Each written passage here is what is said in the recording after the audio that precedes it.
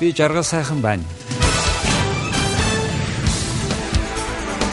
Та юу чадхаа, юу байгаагаараа, хаа байгаа газараа хичээнгүүлэн хий. Theodore Roosevelt.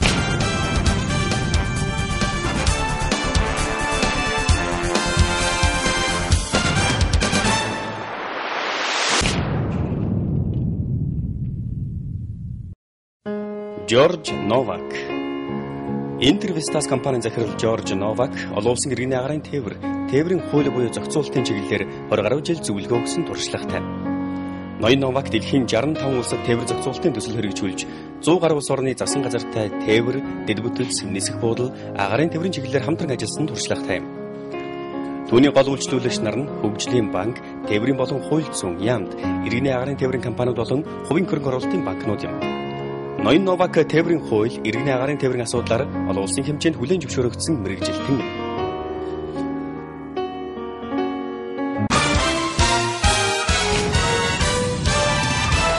Би Jargal сайхан байна. Та юу чадхаа, юу байгаагаараа, хаа байгаа газараа хичээнгүүлэн хий. Theodore Roosevelt.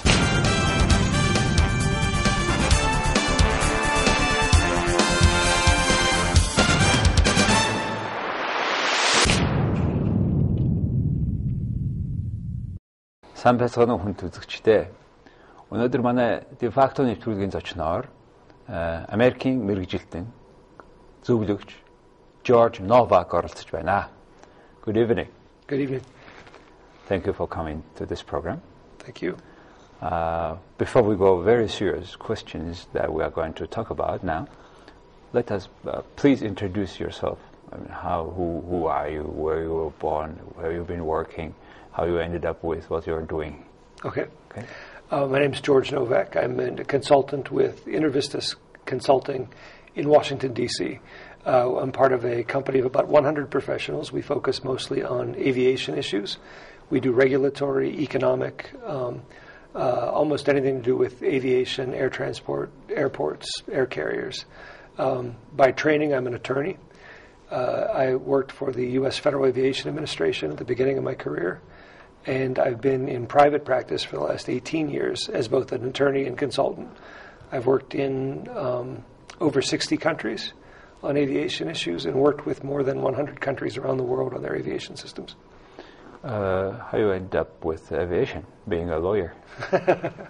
When I left law school, my first job out of law school was... Where was the school? University of Pittsburgh in Pennsylvania. Yeah. Great city.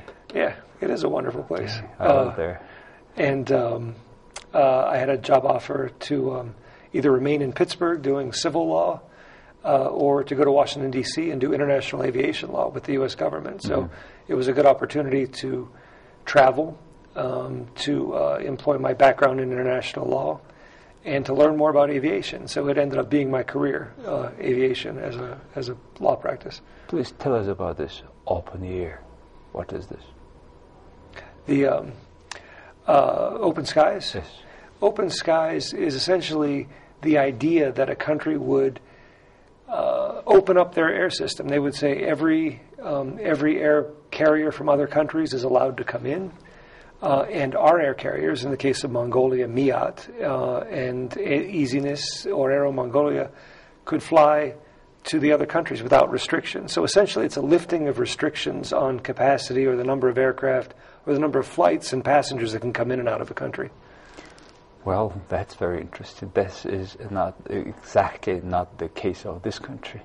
Right. Why you ended up with this idea of, say, of necessity of Mongolia to have open skies? Well, the idea is, our study really was to say, if the government decides to proceed, we were told that.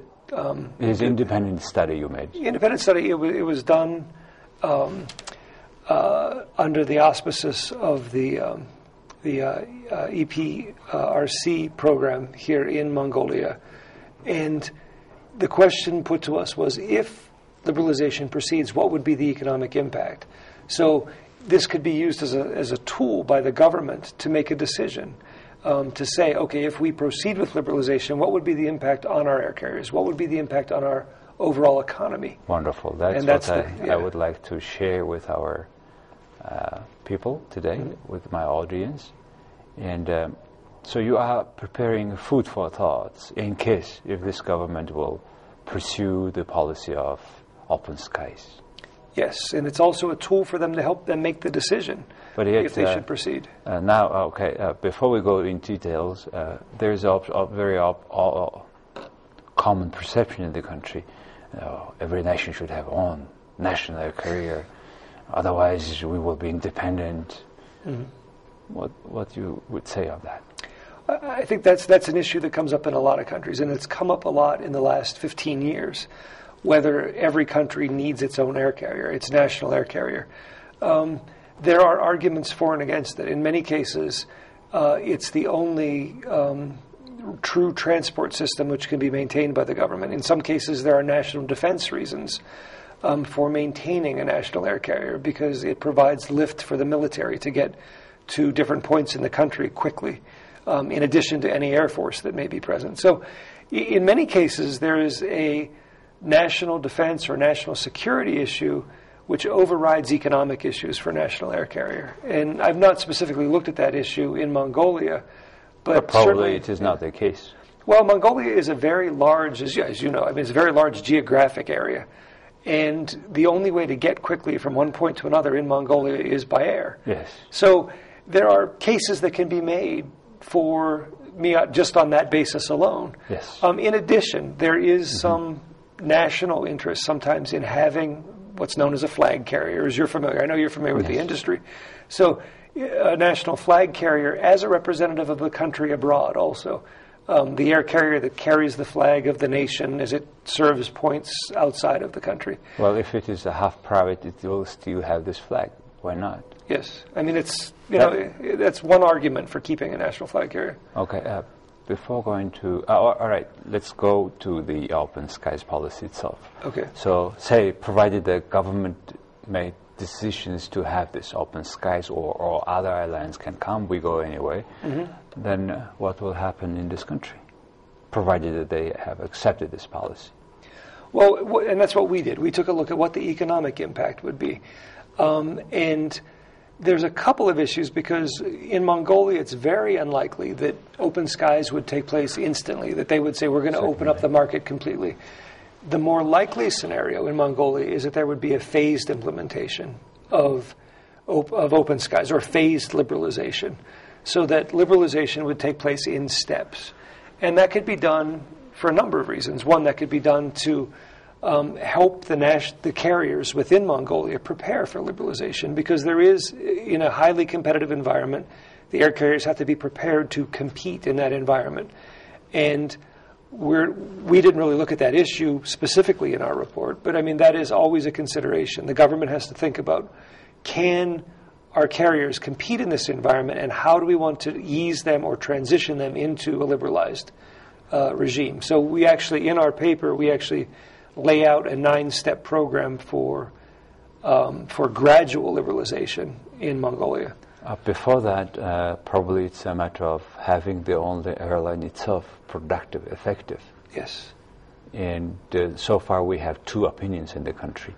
One is to go as it is, but have more foreign management.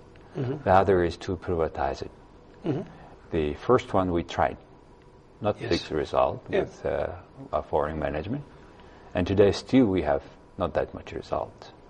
So what you would say about privatization of national airlines, and how, if it is done, how is it done? Well, again, I haven't examined specifically MEOT as a privatization candidate. I will tell you, in practice, there have been both successes and failures in privatization. And there have been successes and failures in bringing in outside assistance for carriers. So sometimes it's a hybrid that works best. Mongolians know their air carrier and their needs better than anybody. And so the idea that somebody's going to come in and tell them exactly how to run MEOT or any carrier or any operation within Mongolia is a fallacy, because nobody understands the Mongolian market, the Mongolian needs better than the Mongolian people themselves. Well, at this account, our somehow our government thinks now that only foreigners can do better than Mongolians. Okay, this is a separate issue. Let's go back. If you can share with us your knowledge around British Airways, Lufthansa, which was originally government airlines, whether if they were government airlines from the beginning, then eventually they start to privatize certain shares. Yes. They were increasing values, and then they were selling more. In that way, the former owner, in that case government, was receiving fair value. Right. How do you see this gradual share by share, this privatization? It works in some cases it doesn't. I mean, again, Singapore, I mean, there's so many instances of national air carriers that have been privatized over time that have been great successes. Mongolia is different only in that the native population is small, and the national economy at the moment is small, but it's very dynamic and growing very quickly. Yes. So there is a lot of interest around the world in Mongolia, both in its economy and in its industries, and that includes its air carriers. Yes. So I think there is an opportunity here to take that interest in Mongolia and that knowledge about how quickly the economy is growing, and use that to the benefit to look at the best model for MEOT or any enterprise within Mongolia. Now, yet it is a landlocked country. Yes. And obviously its most practical transport means is air transport. Yes. Having that in mind, we also keep talking about possible regional hub of air transportation in Mongolia. How does it sound realistic to you? As a hub of transportation? Air transportation. Yeah, I mean, the Ulaanbaatar is always going to be the hub of Mongolian transportation. It has to be. One, yes. And there are some opinions on the new airport also. But as far as I can tell, this is one of the rare cases where a new airport actually would be justified in the country. After that, I mean, there are enough, because of the geographic position in Asia and very, very strong aviation countries in Korea and China bordering, and Russian aviation operations aren't that pervasive to the north of here. There's an opportunity for Mongolia to serve as a regional hub or a regional center of activity, but it wouldn't make sense really for them to become an Asian hub because there's too much competition. I mean, in countries that are too well established with very, very large air carriers and very large native population centers, Singapore, O&D Hong traffic, Kong. origin and destination traffic, as we call it. So, yeah, there is an opportunity for Mongolia to become a very important center of activity for aviation, but unlikely to become an aviation hub in the sense of the international hub as the term of art is used in transportation. Okay. Remember a few years ago they started the North Pole flight between North America and Southeast Asia, or Asia, Chicago, and then over Mongolia, over Russia, over the pole to Chicago, New York, that directions. And we were told that this direction is way shorter than you otherwise fly around. Right. And in that sense, if it is the case, if economy is good, then the flight to North America, hub for transport cargo, is it workable idea? There is. I mean, I think you're asking about like cargo from Mongolia to North America. Or Southeast Asian route to be extended through Mongolia over the pole to North America. I haven't done that. That would require a very specific study regarding both the aircraft utilization and the logistics of the cargo. But there is an opportunity for Mongolia to examine that because they are at a crossroads of aviation here. Mongolia will generate additional revenue from overflights and from control of aircraft overflying their territory. So we do it already. Yes, yes. And how intensive is this? Our flights? Have you studied that? I've not looked at the exact numbers, but I can tell you just from looking at the routing of aircraft and the desire for this airspace over Siberia, over Mongolia, over China, into Asia is very attractive to the air carriers. And I understand because it's short and because it's navigated in the national air route, we charge money over who is flying over our territory. Is it the worldwide accepted practices or what? Yes.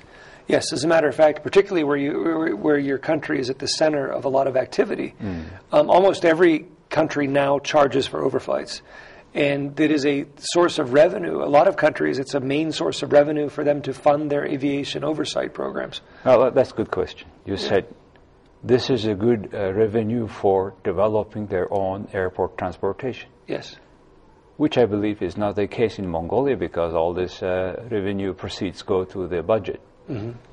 What will be your take on that? I can tell you what the position of the International Civil Aviation Organization, the UN agency on aviation, their opinion on this is that countries should use revenue generated from aviation for aviation. So whether that's landing fees or overflight fees or air traffic control fees, ground handling, other fees that come to the government, the position of the United Nations is that those fees should be put back into aviation programs. Very good program. Yeah. That, I think, will serve a lot our Mongolians who is living all around throughout the country, where they still need a lot of domestic flights. And domestic flights, they say, economically not profitable. And that's the reason why MEAT quitted all this domestic air service, and it's filled by a local private company, couple of them. Yes. And how do you see the future of domestic flights, air transportation in the country, passenger-wise, cargo-wise? I think that, and this is one of the impacts that we studied in our study, that we talked about with liberalization. You will have additional flights coming into the country. We project an additional 117,000 additional international passengers every year. They're not all going to want to stay in Ulaanbaatar. They're going to want to see the other parts of the country. They're going to want to go to the west and to the South Gobi and see the country. Horse. And not by horse. and the road system in Mongolia has to be analyzed as to whether the investment, does it make sense to pave all these roads to these different points or to develop the air system? From an economic standpoint, the air system seems to make the most sense. Plus because the maintenance of roads is a big issue too. You make an investment, and in winter, what we'll do with that? Nobody's cleaning. Right. Yes, nobody's able to do that. No, nobody would be able to. So, aviation provides in a country, in a landlocked, very large country such as Mongolia, with a widely dispersed population, air transportation provides the best option. It's 17th largest country. Yes. Size, territory-wise. It's massive, and really, to get quickly in any place, aviation is the only option. That's what the problem is, it is expensive, and it's not within the reach of most Mongolians right now to fly from one point to another. We see liberalization itself as bringing down, over time, bringing down airfares, both internationally, so to fly from Ulaanbaatar to around the world, and to fly domestically within... Because economics of scale? Economics of scale and demand. It will be... The demand is there right now. I mean, demand far outpaces supply for flights. More people want to come to Mongolia, particularly in the summer, than can get here. They can't get on flights. And when they get here, they're going to want to go to different parts of the country. That's the problem. As that supply increases, the air carriers will be able to bring the fares down. If new entrants come in also, if there are additional air carriers, there will be competition, which will bring the airfares down. The one unknown factor right now, which we looked at briefly, is aviation fuel prices in Mongolia, which are high. Yes. And those themselves mean that the air carriers have to charge more right now than really the market would necessarily dictate, because they have to recoup their cost for aviation fuel, which is very, very high in Mongolia. Yeah, also because depending on the air carrier length, return, in some cases they need to bring fuel by road trucks to the place.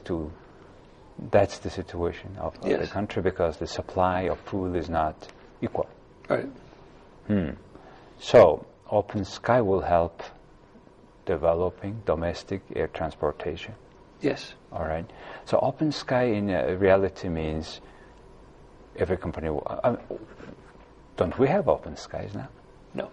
Why? Right now, there's a series of bilateral air service agreements so these are agreements between Mongolia and Korea, China, Russia, Japan, and they lay out the restrictions. They restrict how many flights can come in and out of the country, both from Mongolian air carriers and from the carriers of those countries. And those have been in place for the past 50 years. This is what's governed aviation around the world. Every country has these. More and more countries are moving to open skies. But again, it's the decision on how to do that is based upon the specifics of each country. And so Mongolia has decided at this point they will protect and they will restrict the number of flights so that there would not be an unlimited number of flights, which would overwhelm the ability of Mongolian carriers to supply. In this case, say if we have open skies, we fly to Moscow as many times as we want, and they will fly whoever wants to come here and as many times as they want. Yes. Then the concern of Mongolia, in particular the government, is this Miat will disappear. Yes, and it is a concern. And it will. Well, no, not necessarily. Okay, and why? that's what one of the things we address in our study is that there can be a phase-in of this liberalization. Mongolia does not need to go directly from a restricted air service agreement with the country to just saying fly in as many times as you want.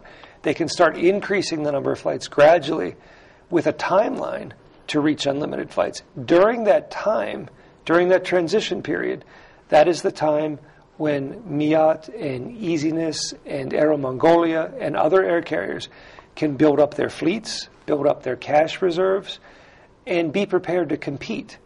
One of the concerns, obviously, is the fleet size. Miat only has so many aircraft, so if Korean Air could fly in all they want, they have as many aircraft as they can use. There would need to be some time for Miat or Easiness or Aero Mongolia to build up their fleet so that they could equal the number of flights that could come in. Then it becomes a competitive environment. Can you provide the same services? Can you provide the same pricing? So with this, for this short, limited period of time, still we have to go for the parity of volume of aircraft and the length, whatever. What we would suggest, if the government policy is that Miat needs some time, or any Mongolian carrier needs some time to adjust to this, then this can gradually be increased to where you get to open skies at the end of the process.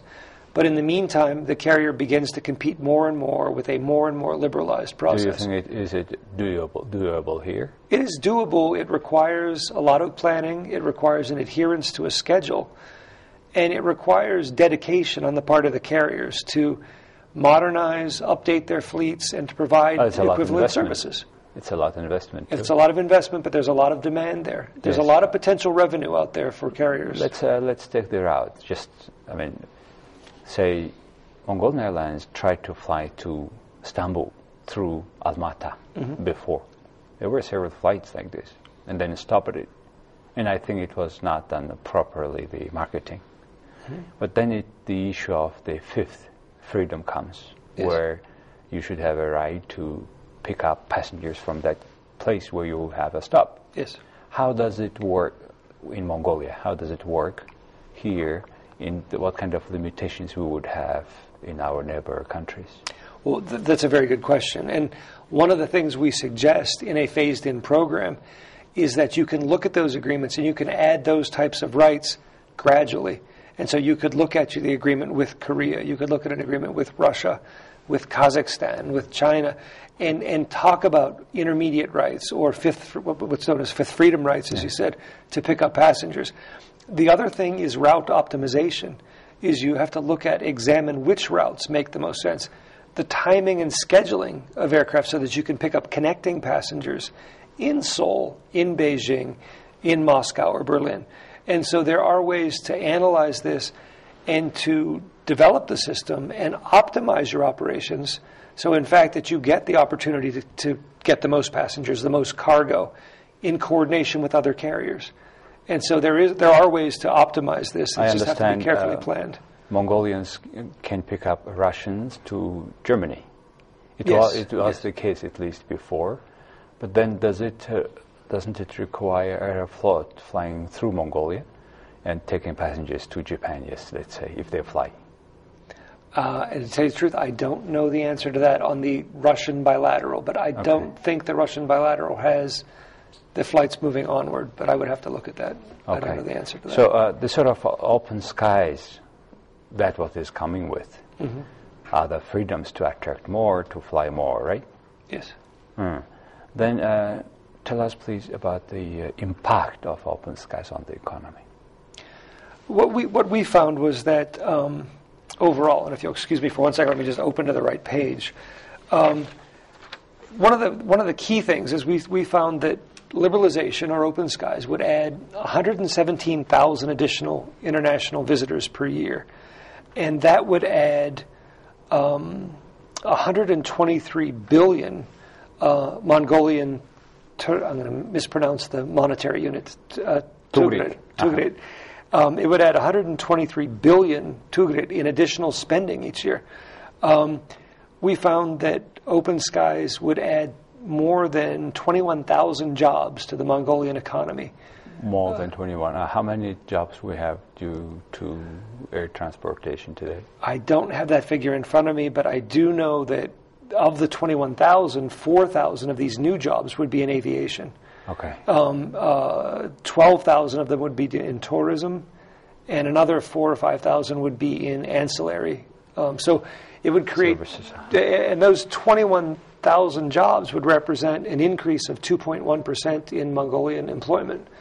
The impact on the gross domestic product of Mongolia would be $253 million US per year, which is 189 billion tugrit. So that's a very large increase. It's 2.5% of the current GDP. So you would have an increase of 2.5% in employment and an increase of 2.5% in the gross domestic product by introducing open skies, once you get to the full liberalization. Well, sounds good. I have some technical question. Okay.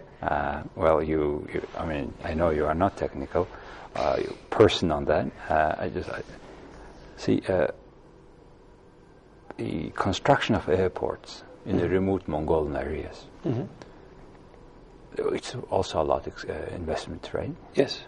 So maybe there are certain types of aircrafts which meets our conditions. They can go off train road, run away, they can land, they come back. What kind of these aircrafts are there? Well, I can tell you that Easiness has just signed a contract to acquire some Avro aircraft, which are 4-engine jets with a high wing, and they can be flown in and out of unimproved airfields. So they can be flown out of gravel and grass strips, which other turbojet aircraft cannot. So when you have a 737, you cannot fly that into some of these, unpaved airways. Yes. But the Avro, which carries about 90 passengers, and it's used extensively. It's used by Lufthansa in many cases in Europe. It's used. It's jet. It's a jet. It's a 4-engine jet. It's a very good aircraft. Made by whom? It is made by.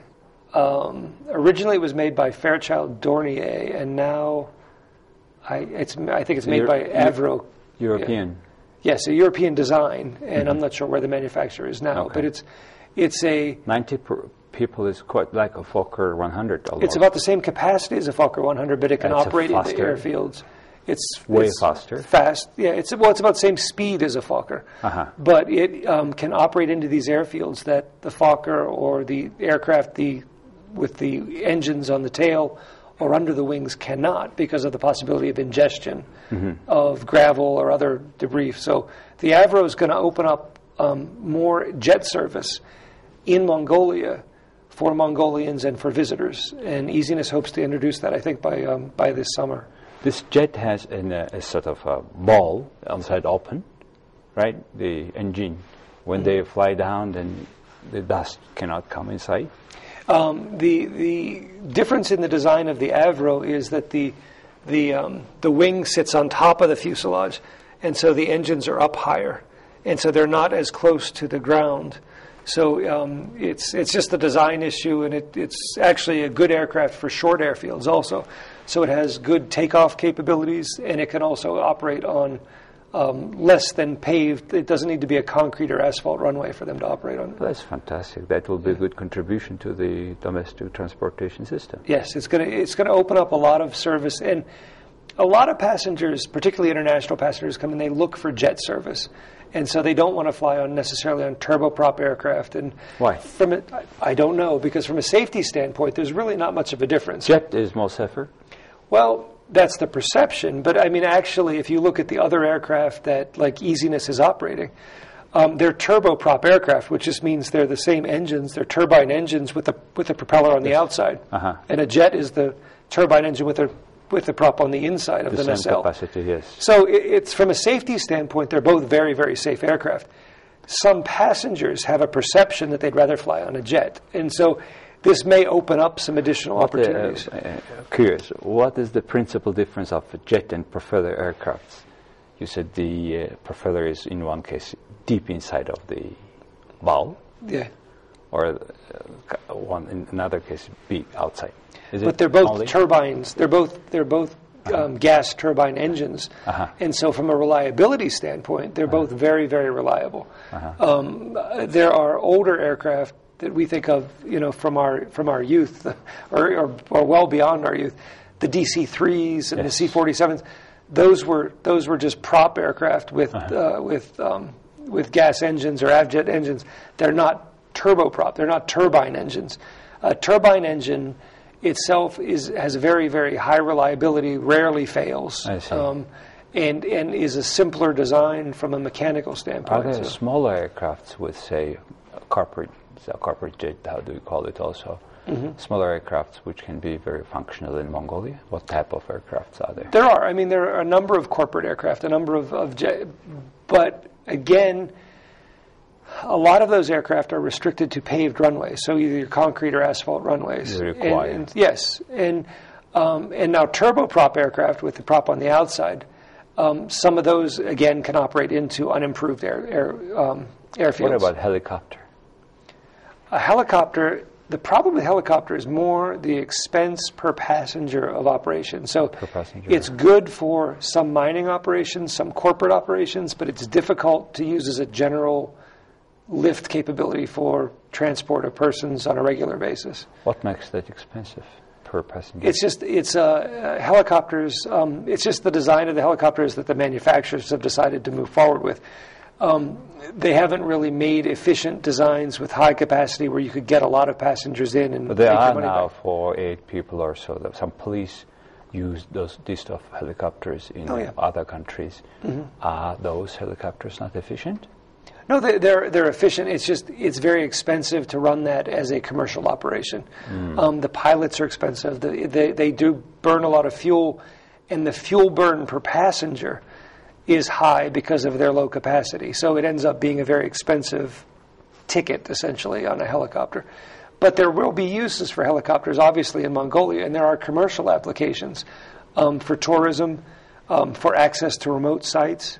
Sometimes a helicopter is the only option because, obviously, its horizontal takeoff and landing capabilities make it. Do you recall a similar country like Mongolia, which is at the initial stage of development, and yet a lot potentials, but to start from the scratch, say, many a service like this? I wouldn't say Mongolia is starting from scratch, though. And I would say I did a briefing this morning on this study.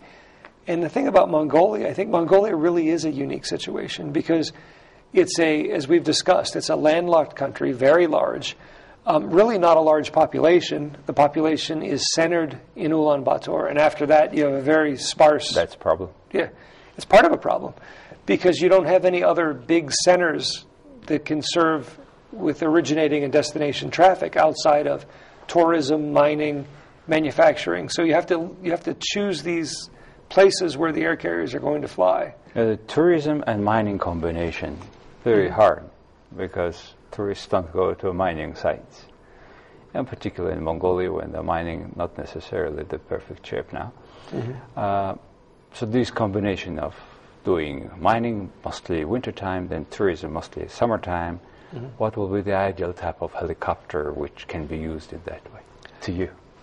That's difficult to say because the helicopters that are used for sightseeing, are generally the sort of the bubble type helicopters that handle like 4 passengers. 4 passengers. Yeah. Those are cheap too per passenger? They're not bad. It depends on the operation, but they can be operated efficiently at a relatively low cost, but still they will only be used by rather high-end tourists with a lot of money to spend. Yes. Or mining companies who want to, or maybe manufacturing this is the companies. case where we have this small helicopters to be in Mongolia, many like taxi. Yes, yeah. And to go, and what would be a Bell or what type of? There are a number of options. There's Eurocopter, there's Bells, there's others. And again, it depends upon the initial acquisition cost and the business plan of how often you can get people in there paying for them. Probably it's a matter of also training pilots. Yes, and helicopter pilots are expensive. Where do you train them usually? They're usually, there's a number of training facilities. There's a number in Asia, actually. There's training facilities in China, in Singapore. International certificate? Yes, where you can get a pilot's license or certificate. Now, that would be up to the CAA, but the CAA would have to talk about reciprocal rights for pilots and whether they would issue a That's another pilot difficulty license. Yeah. Between 2 CAAs to agree. Yeah. Then I just would think if we select particular type of helicopters and get trained many people to be a pilot, then it may be certain economies of scale can come initially, which will be basis for further development of air transportation. I think helicopters, because of the topography of Mongolia, I think helicopters will always have a role here. But they will not be a role for moving a lot of people between one place to another. What is the reason why the people do not start into that economic scale today? Well, some acquisition of helicopters is not, the acquisition cost for a helicopter is relatively high, particularly the newer models. And particularly it requires a lot of down payment, or why? It requires a lot of money up front. And so that acquisition, also developing a business plan where you can get financing for that is difficult because not many helicopter charter operations have become that successful, and there's only a limited market for that. There's a much more limited market than there is for fixed-wing aircraft to provide larger capacity and the economies of scale. That we have the limits of quality of local airport. Yes. For that, for the fixed wing. Right.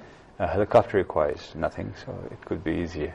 Right. Well, there are a lot of options, I think, waiting for us. And I don't know how our officials would proceed. One thing clear is every government promises to privatize Mongolian Airlines for the last 20 years. And every government, at the end, finds the big reason why not to privatize. As a result, Mongolian Airlines is as it is today, and cannot compete with others and do not allow others to fly too. So this is the virtuous cycle we have, vicious cycle. Where to break? Well, I think that examination of liberalization provides the opportunity to examine MEAT and say, what can we do to make it more competitive as this environment becomes more competitive? So it really is an opportunity to examine MEAT. And I've flown on MEAT. I like MEAT. I like the service. I think they have good service. So it's a good air carrier. Yes, they do. They do. I think the service is excellent. So it's... that means the Mongolians can have a good service. Yeah. But they provide good service. They can provide good service. And so I think the key is for the government is to look at how MEAT can be optimized as they move towards liberalization. So this is another opportunity to examine it, and it doesn't necessarily require outside help. It doesn't necessarily. It will require Mongolia to grow. The fleet needs to get bigger. The fleet of Mongolian carriers generally will have to become bigger because the demand is there. Optimus has a fleet to be economically sufficient. Not 2 or 3 aircraft, probably. It's not 2 or 3 aircraft. And I can't tell you exactly what it is because that will depend upon the traffic growth in Mongolia. So as we look at this traffic growth, we can see that Mongolian Airlines and all of the Mongolian carriers would need additional aircraft in order to be able to carry. If they stay at their present size, then the foreign air carriers would come in and carry all the passengers. So they will have to grow to become the competing entities that they can be. And I think they can do that, all of them.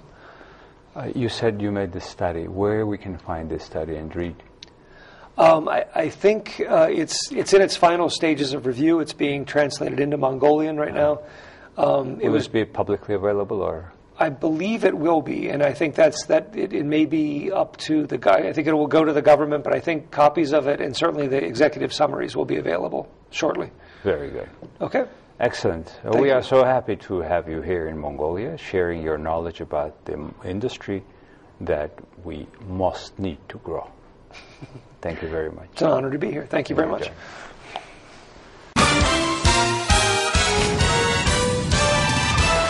Би Жаргал сайхан байна. Та юу чадхаа, юу байгаагаараа, хаа байгаа газараа хичээнгүйлэн хий. Theodore Roosevelt